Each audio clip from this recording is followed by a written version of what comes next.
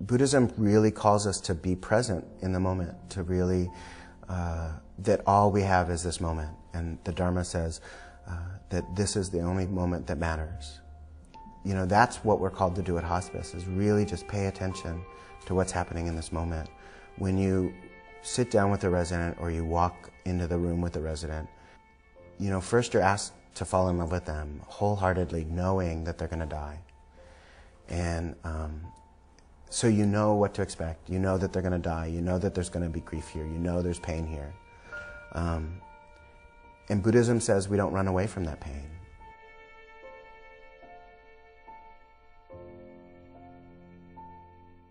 People come from all over the world to Zen Hospice, to work here, to train here, and then go back home to their own environment and take what they've learned and share it with others. To accept the sickness and death. That's what I learned from the hospice work, because some of them die very gracefully. They're so accepting and so with it. You know, I'm dying, they say, frankly. There's just an extraordinary presence here. And it came from the residents, also from the volunteers. There was a lot of positive energy. There was certainly sadness and grief at times, but the positive energy was always here too. But I remember looking at them at that time and thinking, why are these people smiling? And now I understand why. It's funny. There's really something amazing that happens at the end of life that I think I'm still trying to figure out myself. But there's not only sadness, there's a lot of happiness too.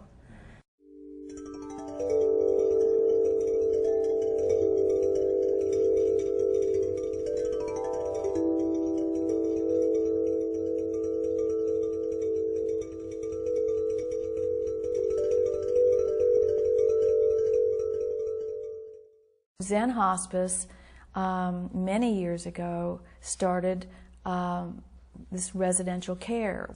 And patients come here and live, and this is like the patient's own home. Sometimes they come to Zen Hospice because they have nowhere else to go.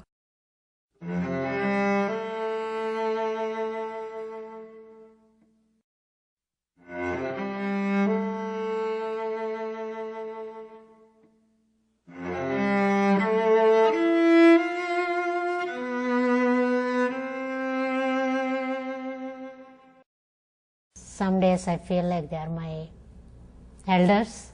Some days I feel like they are my children. So it's family for me. That's what I want to do. That's what I'm interested in. I'm interested in meeting heart to heart. If it's with hospice, that's what I'm going to be doing. When we closed the guest house, there was a woman who was sort of famous for that, who was staying here just before we closed the guest house for renovations. And her last act as she left was she hung her bra up on her wall. Nobody found it until we went to clean after everybody was out. Hysterical. It was hysterical. Because anybody who knew her knew exactly what that bra being up there meant. I'm free.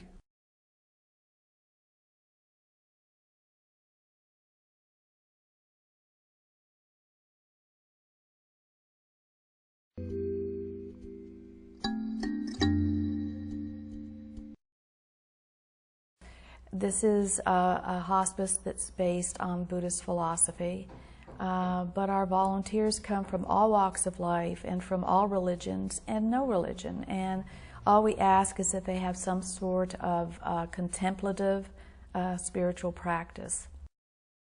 Zen Hospice has at its core the practice of mindfulness.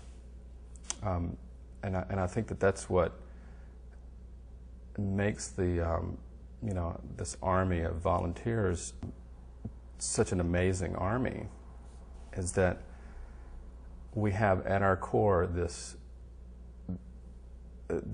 allowing what is to be. You know, we're socialized, particularly as men, to spend our lives and judge our lives based upon what we do. How did I help you? Even as spiritual people, you know, did I say the right things? Did I did I serve you in the right way? And at hospice, we're really not even called to do anything except be there. This is really natural work. It's just all of our conceptions about, about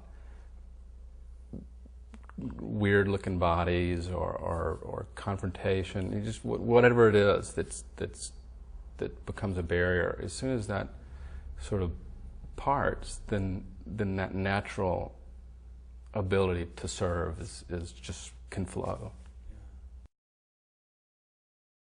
Yes, we do things, but it's not the doing that's really the focus of our work. It's the presence, it's the mindfulness, it's the beingness that we bring that is why we are here.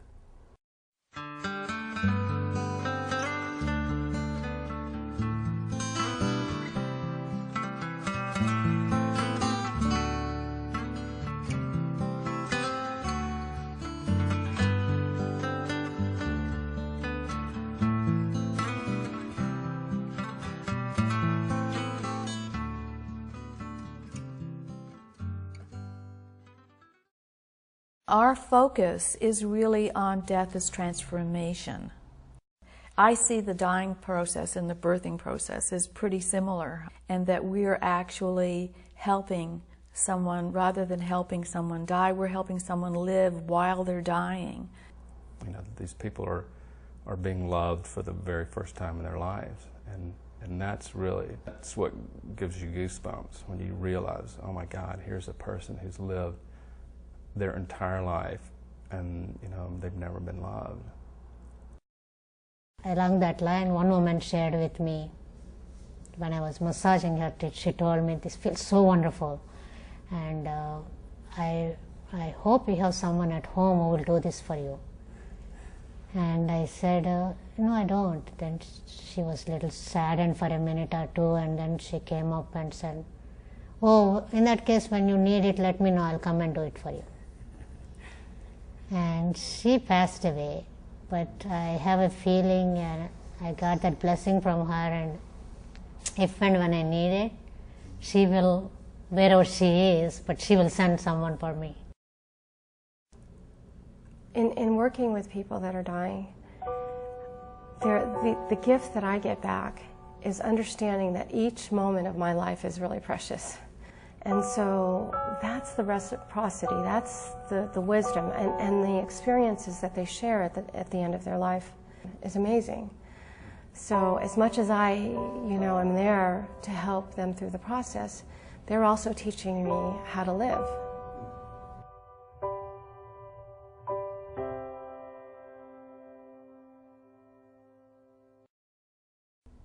We all imagine the moment of death, and it's everything that we imagine, and it's nothing like we imagine. The only thing that the moment of death has in common for me is that every time I have to stop, that I really am brought to a halt by death. The dying process is similar to that, in that there's just something that happens in the room, this shift of energy that you somehow feel. I can feel it on my skin. It's an amazing sense of peace, but also like, a wind or a movement or something that is so profound. There's probably no words to actually describe the feeling. The experience is all about him going, and not to be, another hindrance to him leaving as smoothly as he can.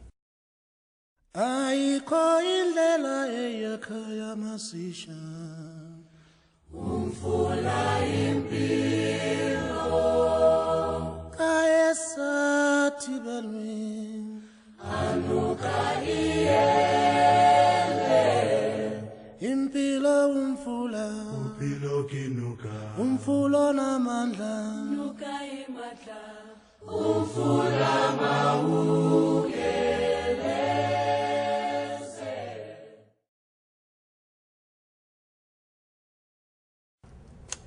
Immediately upon death, let's see, we do a washing of the body with sacred herbs that actually closes the pores.